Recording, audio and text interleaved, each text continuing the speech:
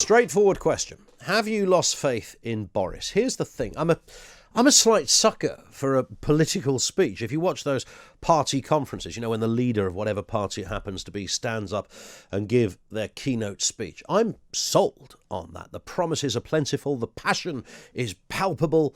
What's not to like? I then have to kind of shake myself out of the daydream and remember that these people are politicians skilled in the art of mesmerising their audience. After all, they are never going to say, vote for me, things will be terrible. There's always going to be a big fat juicy list of attractive delights. So I get it. Most political leaders can pull off a polished, impressive performance. Boris Johnson has a PhD in this kind of thing, from that incredible Brexit Independence Day speech. Remember that, just 2 days away from the referendum, through to the steps of number 10. Remember that as well, after he'd just been handed the keys to Downing Street. Boris Johnson knows how to pull it off. He can mix high intellect and humour in quite a way that few others are able to do. He knows his stuff in this respect. Added to which, of course, he's a bit of a character. I mean, detractors would say a chancer, but he's a character. Either way, we like a rebel. We seem to be attracted to the kind of person that goes off-piste, doesn't play by conventional rules. If someone with his background and education is happy to stray from political convention, then surely deep down he must know what he's doing. There's bound to be the proverbial cunning plan. Today, and with much disappointment, I'm not sure there is a cunning plan. In fact, it's worse than that. I'm not sure there's a plan. Have you lost faith in Boris? 0344 499 1000. I'm talking to you particularly if you're a Conservative convert. He bagged the 80-seat majority. It's quite clear that that happened in a lot of areas that felt unrepresented, and certainly over the issue of Brexit. So for many people, it was a Brexit vote, and some held their nose. Others thought, let's give this a try. Others considered the alternative, which would have been a Jeremy Corbyn trot government, and nobody wanted to see that. And the faith went behind Boris Johnson. So in particular, I'm intrigued to talk to you if you're in the kind of red wall territory, if you are part and parcel of any group, area, constituency that ordinarily wouldn't go Conservative. But you did. You did it, and you did it in part because of the man, because of Boris Johnson. If that is you, I want to hear from you. 0344 499 1000. And the question is, have you lost faith in this? And I ask this not for any mischief, and I'll come on to my views on this, which are widely known, of course, but there just seems to be an ebbing away of support, and that isn't coming from the usual detractors. I'm not talking about the left-wing meerkats. We'll have one of those on with us in just a little while. They're always going to say that. I'm talking about the party faithful, his own MPs. People who ordinarily said, look, we really thought something great was going to happen here. I'm not even bothered about Uturns, by the way. It's not things like that. I don't see those as examples of bad governance. I see them as changing direction or pausing a policy as the circumstances change. I'd be more worried if we didn't have these changes, particularly with a story like coronavirus, as fast as that moves, with so many variables at play. I'd be concerned if a government didn't have to occasionally change their mind or alter direction or tweak something here. I've been supportive of Mr. Johnson and what they've done in their initial reaction to coronavirus. I thought the way they swiftly dealt with the NHS and in those early weeks was incredible. The Nightingale Hospital Plan was one which frankly should be referred to forever in political terms, in terms of how to respond to something, how you can make the impossible happen. They built a hospital in 11 days or something.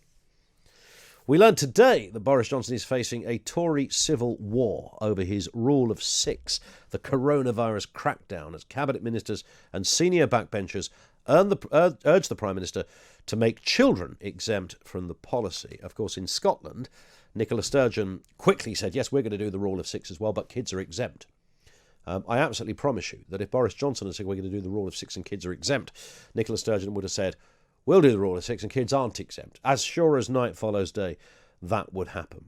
On top of that, there's another Tory rebellion over the breaking of international law over Brexit negotiations. That's not an insignificant issue. I know it's very easy to go, I don't care what they do, just get the heck out of Brussels. We're not bothered. It really does matter. It matters for a whole number of reasons. This is Boris Johnson's own deal.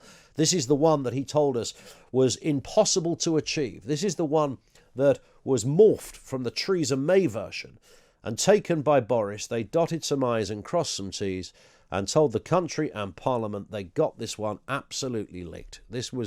You thought it was impossible. You thought Mrs May couldn't do it. You thought Gina Miller and all those loudmouth detractors from this were going to scupper this. Nope. I've come in. Boris Johnson, you're Prime Minister. I will make it happen. He sold us this as the greatest thing, the best way forward, and the greatest thing that will begin the first base process of getting us out of the EU. And today we know they're going to break their own arrangement. And of course there's the symbolic side of that. There's the fact that around the world we don't want to be known as a country that does this kind of thing. That would seem that would seem all shades of wrong. But you're forced to think, is there no other way around this? Or did they know that at the time? That's the bit that really worries me on this. Did Boris Johnson look at that and say, there's no way around this, but we're going to tell everybody it's great, and because it's me, they'll follow this and they'll say, okay, Boris has said it's great, so we'll believe that. And then we'll deal with it when it happens. And I'm not a fan. I don't want somebody governing in that kind of way. I think that is reckless. I don't think it's honest either, for that matter. And it's not just the John Majors who are squealing over this. Michael Howard, a Brexiteer himself, stood up in the House of Lords and made his thoughts known on all of this. 0344 499 1000. Then you have the moonshot.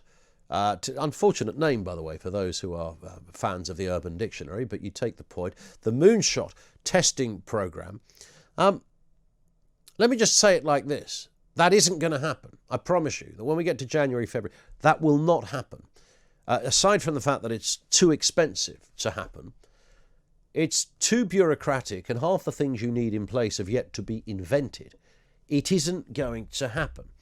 So on the back of all of this, and it pains me to even ask the question, because today, by the way, we had a little scintilla of light, didn't we, in terms of economic news. The economy grew in rather an impressive way. I mean, we're still behind, but we knew we'd be behind. That goes with the territory of a global pandemic. But in terms of what happened in the previous set of figures, I mean, this is seismic stuff. I'd rather be reporting on all the good news. But I have to report on things like the number of sick. I have to report on the testing. I have to report on the breaking of international law. And I'm throwing the question out to you. And I wonder, am I alone in this? Maybe I'm just alone. I'll tell you what it is. It's disappointment more than anything. Because regardless of who you vote for, we should all want our government to succeed. Now, I know it doesn't work like that. And if you look what's happening even with COVID, you just know that there are the left-wing meerkats do a little dance every time the death figures go up, because it's another, as far as they see it, it's another nail in Johnson's coffin. It isn't, but that's how they love death and destruction. They want Brexit to fail, of course. I'm not in any of those camps. You know, I'm not in any of those camps. So to me, it's about disappointment. I don't think your man Cummings is necessarily helping things on this one. I don't know whether he's the architect of all of these problems. But what I do know is that there is an ebbing of faith in the Prime Minister from his own party. So if you are one of those voters, whether you've been a lifelong Tory or whether you are one of those December converts, whether you came from one of those constituencies that has never, ever had a Conservative MP, but 2019 diligently went to the ballot box and did so because you believed not just in the overarching message of things like Brexit, but you believed in the fibre of the man. And that's important here, isn't it? I desperately, desperately want to be doing a different kind of show. I don't want to sit here and start suggesting that the world is about to end because of some blips, but I'm looking at patterns. So don't interpret this in any other way than how it's meant, which is why I'm asking the question whether you're beginning to lose faith in Boris Johnson. 0344 499 1000. I am talking to you if you are one of those converts. I am talking to you if you're in one of those northern constituencies that have never voted Conservative. I am talking to you if you're a lifelong Tory and thought Boris was the answer to all of those things. Not since Thatcher have you felt a true Tory has really walked the corridors of number 10, and along comes Mr. Johnson. But now you're thinking, hang on a second. Is this really? What's going on here? What's with the moonshot testing programme? Frankly, that's almost a lie. I'll stand here on the radio and retract it all if it turns out that it happens. I'm not believing it. I am currently not believing it. The breaking of international law, the meeting up policy when it comes to where we go in terms of our reaction to COVID. 0344 499 1000 is where you'll find out. It's a really simple question and the answers are perhaps more complex. So take it in the spirit that I ask. I ask this as a supporter of the government because I only want my government to do well. Have you lost faith in Boris Johnson?